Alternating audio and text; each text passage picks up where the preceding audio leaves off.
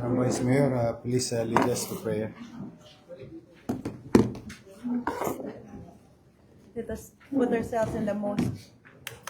Let us put ourselves in the most holy presence of God. In the name of the Father, Son, and the Holy Spirit. Amen. Before anything, Lord, we pray for the soul of George, who has passed away this weekend. He has been a good friend, support to our mayor. We ask, Lord, that you bless our mayor, give him good health, give him wisdom to direct this meeting. And we ask, Lord, that you bless our families, take care of them, and bless each and everyone who's here today. Amen. Amen. Thank you. Morning. Okay, good morning.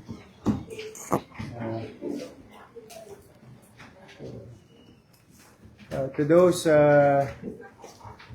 head of agencies and bureau who are involved in the announcement by yours truly this morning, you make sure that these things will be implemented ASAP.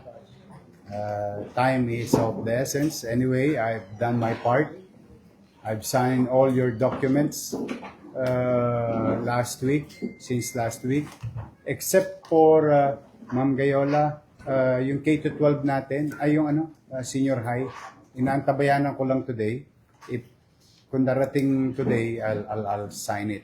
And please extend my gratitude and regards to our 11,000 teachers. 11,000 teachers. I'm happy for them. I'm excited for them. And to yung Bureau of Fire, ba yun nung wala pa, papel? Bureau of Fire, is he, the representative of Bureau of Fire is here? Anyway, please inform them, all these things will be implemented between March 16 to 19, simultaneously. And congratulations to Director Beth Rivera, the 10,000 pesos extended to our senior award gold milestone. It's finished already. 3,700 of them.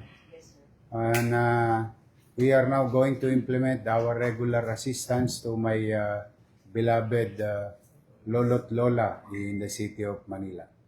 Then you prioritize those, you work hand in hand with the barangay, those barangay who did not completely liquidated the last,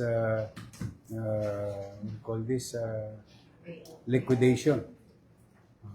So, tapos Director Larissa, please guide all the barangays, and if I may suggest, for whatever projects that they're going to do, with the early release of the RPTs and business permit share or certification given to them on top of the RPT, of early release of the RPT, I hope they will align the execution and implementation of those budgets based on national goal and local goal.